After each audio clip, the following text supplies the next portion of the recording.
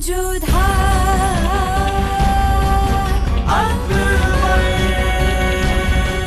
ये धारावाहिक किसी प्रकार की ऐतिहासिकता का दावा नहीं करता। तत्कालीन परिस्थितियों को दर्शाने के लिए आवश्यक और उचित नाटकीय रूपांतर किए गए हैं।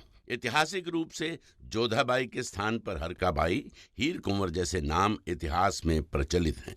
ये धारावाहिक किसी भी सामाजिक परंपरा और पारिवारिक संबंधों का ऐतिहासिक दावा नहीं करता है। इसका उद्देश्य किसी भी समुदाय की भावनाओं को ठेस पहुंचाना नहीं है। मेरे बच्चे, हाँ मेरे बच्चे, हाँ अपने अब्बा के पास आ। हाँ जलाल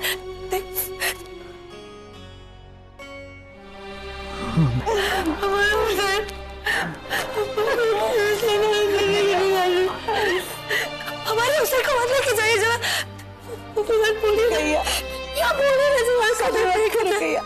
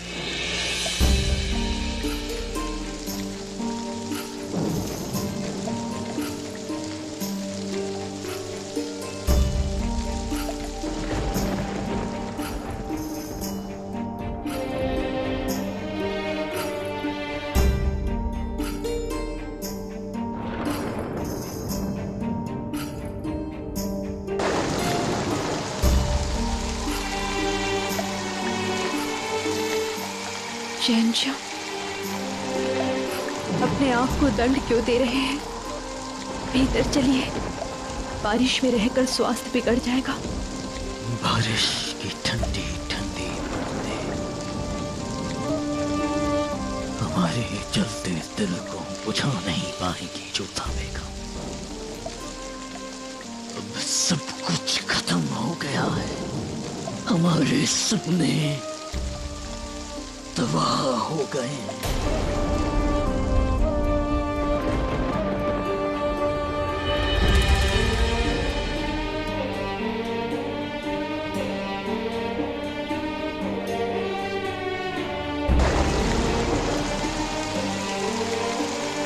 हमने कहा था ना आपसे कि आपको हुसैन के पास होना चाहिए। हमने जो अपनी औलादों को खोया है, क्या उस नुकसान की वजह हम आपको समझे जोधा बेगम?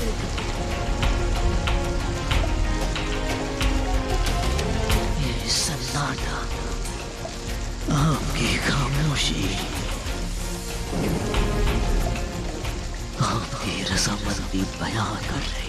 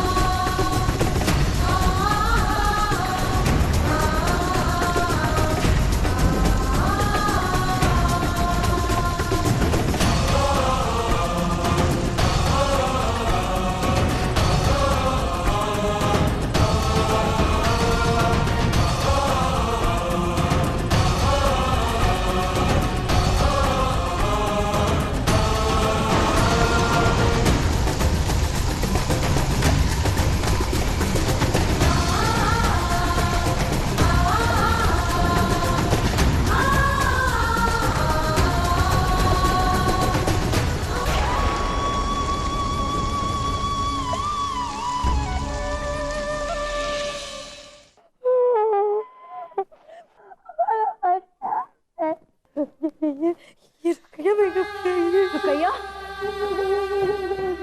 चले गए तो हमें छोड़ के। संभालो अपने आप को बेटा। कैसे संभालो हमारा बच्चा, हमारा कैसे संभाले संभाले अब हमें माँ ने खुशी से नहीं नवाजा, लेकिन हमें माँ बेटे का सुकून दिया उन्होंने दिखा। अब से वो भी इसलिए हम कह रहे हैं उठो यहाँ से। हमारा हुसैन उठो, हमारा हुसैन यहाँ कहाँ चला गया वो? बैठो जाइए, मैं कहाँ चला गया वो? बैठो भी जाना आप तो हमारी हालत सोचिए ना, हम हुसैन के बगैर नहीं रह सकते। हमारा हुसैन हमें वापस रुकैया, कोई यहाँ से कुछ नहीं लेगा। सब्र रखो, सब्र रखो। कहाँ चला गया हमारा हुसैन?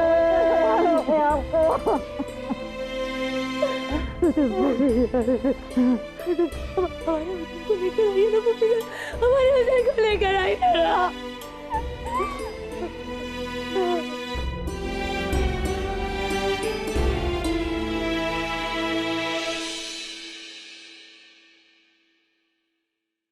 माफ कीजिएगा मलिका आज़म, माफ कीजिएगा सलीमा बेगम। अगर आप हमें यहाँ दिलासा देने, हमदर्दी जताने आई हैं, तो हम आपको बता देते कि हमें उन लोगों की हमदर्दी नहीं चाहिए जिसकी वजह से हमारा ही नुकसान हुआ है। आप ही थी ना जिसने जोधा बेगम को बच्चा देने की वकालत की थी, और आप सलीमा बेगम, आप ही ने कहा था कि बच्चा जोधा बेगम को दे दो। जोधा बेगम हुसैन का ख्याल रखेगी। आज क्या हो गया? आप दोनों की वजह से हमारी गोद पूरी हो गई। अरे उजाड़ दिया आपने हमारी गोद। रुकैया, ये क्या कह रही हो? इतनी कड़वाहट नहीं पालते हैं बेटे, ये तुम्हारे अपने हैं। कैसे अपने फूफी जान? ऐसे ये होते अपने? अरे अपने खुशी देते हैं खुशी, अदमा नहीं। शायद जोधा बेगम एक अच्छी बीवी हो, एक खूबसूरत माशूका बन सकती है, लेकिन एक माँ, एक बेहतर माँ वो कभी नहीं बन सकती, क्योंकि उनका आधा से ज्यादा वक्त अपने शौहर, अपने आशिक को खुश करने में चला जाता है। हमारा हुसैन क्या संभाले तू? रुकैया, तुम्हारे दर्द की खलिश हमें भी तकलीफ देती है, मगर जोधा के लिए इतनी कड़वाहट ठीक नहीं है। जोधा की भी गोद उजड़ी है, वो गहरे सदमे में है। ये आप कहना, आपको जोधा बेगम की तकलीफ दिखती है, आपको उनका सदमा दिखता है, लेकिन आपको हमारी तकलीफ नहीं दिखाई देती। अभी जान, ख्याल हमें आप दोनों का है रुकैया बेगम, इसलिए तो हम सब यहाँ पर हैं। और वैसे भी हसन और हुसैन को जहर देने वाली जीनत बेगम है, वो जीनत बेगम जिसे हम सबके मना करने के बावजूद आपने दाई माँ के लिए चुना। हमें माफ कीजिएगा रुकैया बेगम, लेकिन अगर ये हक आप जोधा बेगम को दे देती तो शायद इतना बड़ा हादसा होता ही नहीं। खुदा के लिए अपने आप को संभालिए रुकैया बेगम।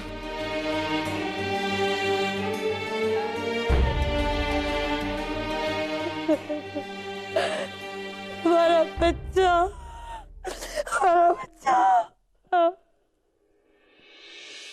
शहंशाह का कहना ठीक था। उस रात हमने वो सब खो दिया था जो सब हमने बनाया या पाया था। संतान, प्रेम, संबंध और भावना, सब। वो मोहब्बत जो हम दोनों के बीच थी, उस रात के बाद जिंदगी की सबसे बड़ी गलती महसूस होने लगी थी हमें, जैसे कि हमारी मोहब्बत ही हमारी औलाद की मौत की वजह बनी थी। इस बार बिना कोई अल्फाज कहे, बिना एक दूसरे से अलविदा कहे हम अलग हो गए थे। उस रात की कालीख उन तमाम बातों पर पड़ गई थी जो हमने किए थे।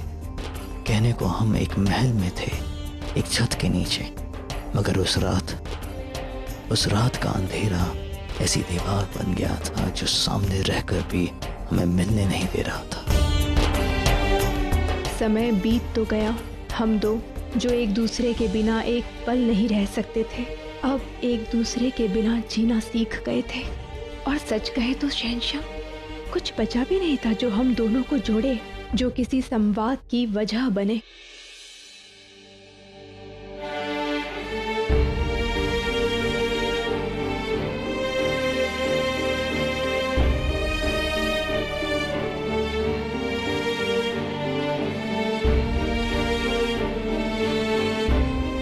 शहंशाह फिर से दयालु अकबर से बदलकर क्रूर जलाल बनते जा रहे थे।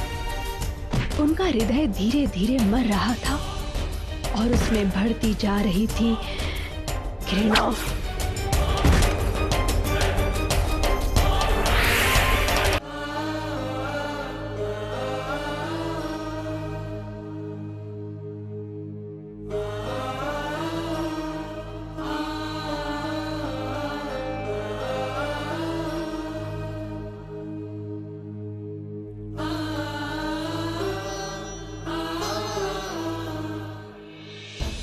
लगने लगा था कि उन्हें मानवता से ही नफरत होने लगी थी।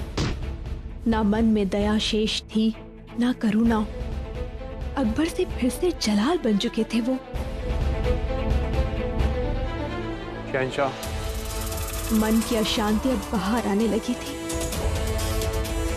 उनके हृदय के भीतर घुमड़ता तूफान बाहर आकर विध्वंस करने को तैयार था।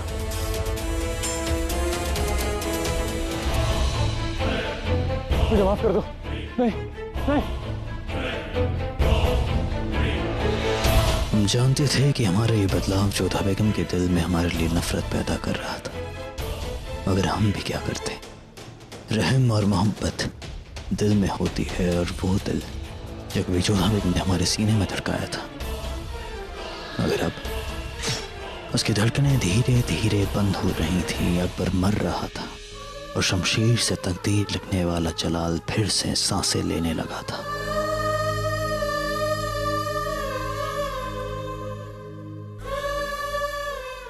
जोधा, जलाल जिस दौर से गुजर रहा है वो हम समझ सकते हैं, मगर हमारे हाथ में कुछ नहीं है। नेकी के बदले जब बदी मिले तो अक्सर खुदा से एतबार उठ जाता है इंसान का।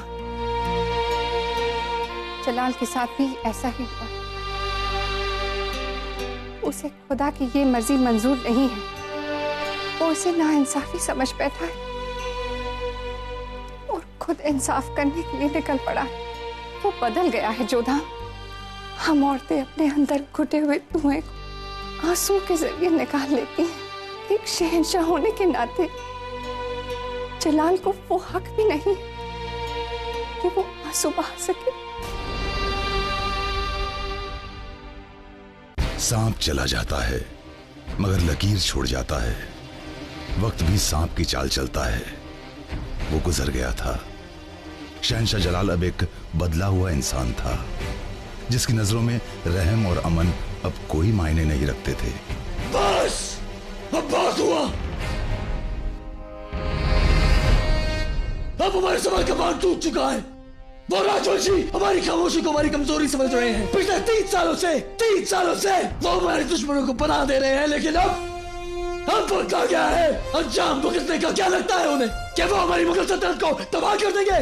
अगर वो हमसे जंग करना चाहते हैं तो उन्हें जंग मिलेगी। हम अभी इसी वक्त जंग का ऐलान करते हैं और ऐलान करते हैं कि अब चित्तौड़गढ़ पर हमारा कब्जा होगा। हमारा कब्जा। शहंशाह चित्तौड़गढ़ पर आक्रमण करने जाने वाले। क्या हमें शहंशाह से बात कर इसे रोकना होगा? नहीं जोधा, शहंशाह आपसे नाराज है। आपके समय वहां जाना उन्हें अच्छा नहीं लगेगा। उन्हें अच्छा लगे या ना लगे, परंतु हमें उनसे मिलना ही होगा मुथी।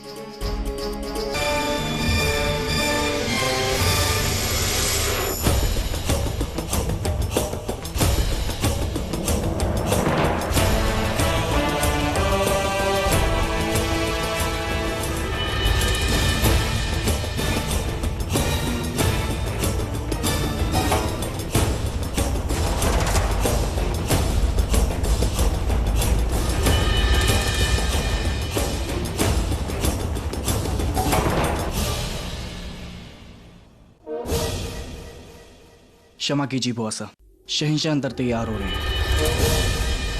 हमें शहंशाह से आवश्यक बात करनी है मान सिंह। शहंशाह का आदेश है कि कोई दखल न दे।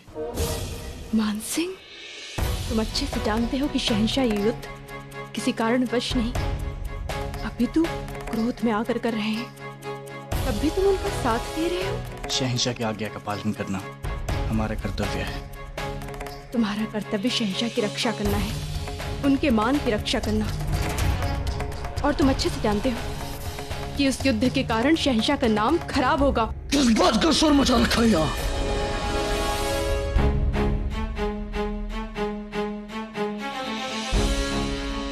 शहंशाह, हमें आपसे आवश्यक बात करनी है। इस वक्त हम जंग पर जा रहे हैं जोधा बेगम, इस वक्त हम बात नहीं करेंगे। और हमें लगता है कि आपसे बात करने का उपयुक्त समय यही है। ये युद्ध उचित नहीं है। जोधा बेगम, हम तय करेंगे कि क्या सही है क्या गलत है। हम शहंशाह हैं, हमारा फर्ज है कि हम मुगल सल्तनत की सरहदें बढ़ाएं, अपने दुश्मनों का सरकर्म करें और जो उन्हें पनाह देगा उनका भी वही हश्र करें। परंतु शहंशाह, आप ये क्यों नहीं सोच रहे हैं कि इस युद्ध के कारण कई निर्दोषों को अपने प्राण गंवाने पड़ेंगे? निर्दोष? मासूम? निर्दोष और मासूम तो हमारे बच्चे भी थे जोधा बेगम, फिर उन्हें अपनी जान क्यों गंवानी पड़ी?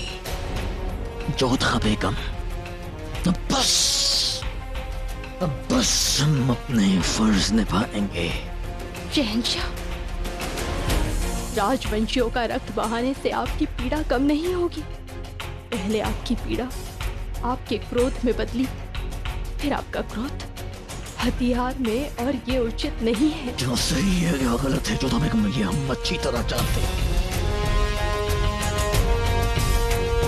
और अब आप वो करें जो आपको करना चाहिए। आप एक बेगम होने के नाते अपने शौहर को तिलक करें। जब वो जंग पर जाता है तो वो रस्म निभाइए जोधा बेगम। हजारों की मृत्यु के प्रपत्र पर हम हस्ताक्षर नहीं करेंगे शहंशाह।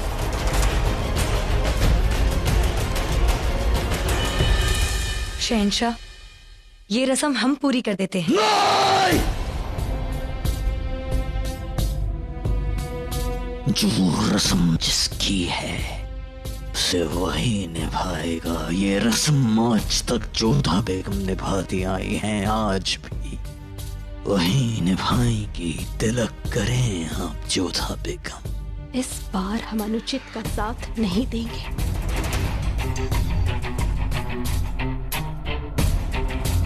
मोतीबाई, पूजा की थाल लेके आओ।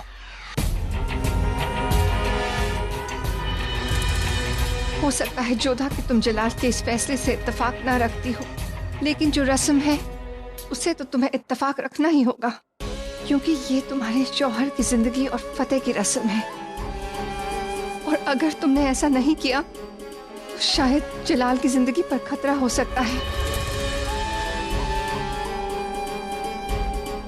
और हमें पूरा यकीन है कि तुम ऐसा नहीं चाहोगी।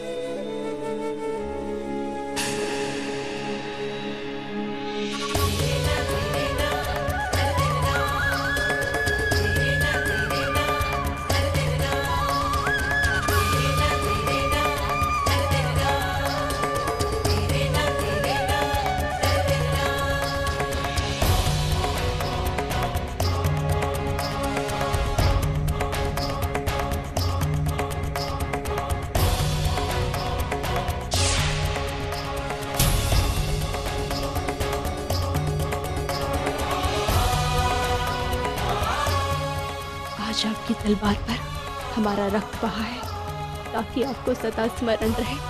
आपकी तलवार की धार से बहने वाला सबसे पहला राजवंशी रक्त हमारा था।